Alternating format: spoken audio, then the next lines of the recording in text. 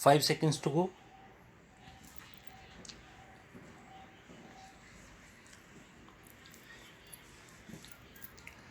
Start. The last question is whether on merits the suspension order is liable to be set aside or not.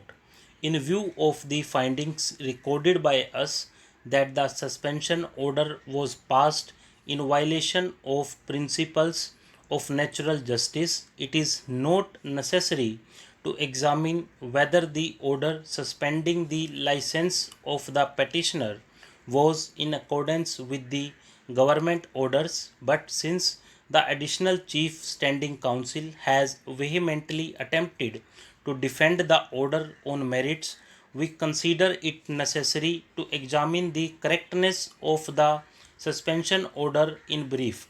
The petitioner's fair price shop license agreement has been suspended.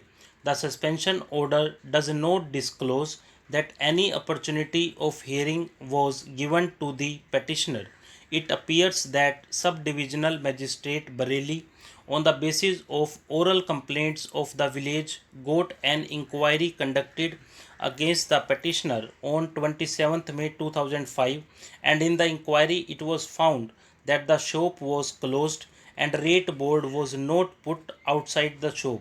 The fair price shop licensee was charging rupees 12 per litre in excess of the scheduled price of kerosene oil, which was violation of condition number 24GA of the license agreement. In the inquiry, ration cards were also inspected and it was found that every month kerosene oil was not properly distributed. Sugar was also not properly distributed to persons who were below the poverty line, which was violation of condition number 3 GHA of the license agreement.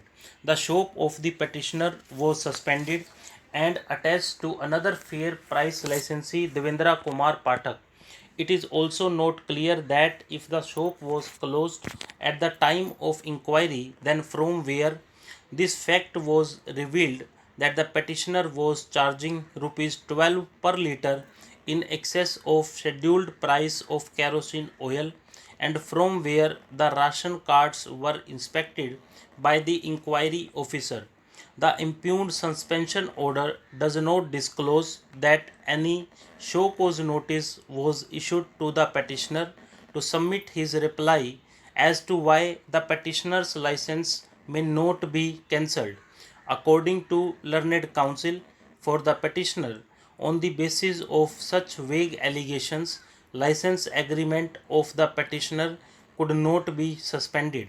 Normally, we would have directed the petitioner to avail alternative remedy of appeal, but we find from the show cause notice that almost all the charges are absolutely vague without giving any specific instance and without mentioning any material on the basis of which each of the charges is proposed to be proved against the petitioner.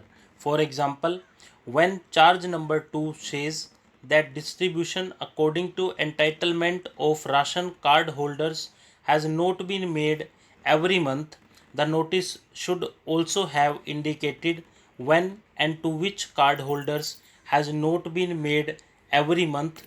The notice should also have indicated when and to which card holders distribution was not made.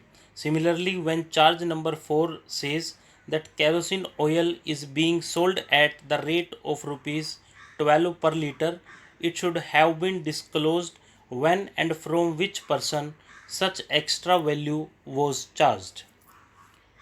Stop.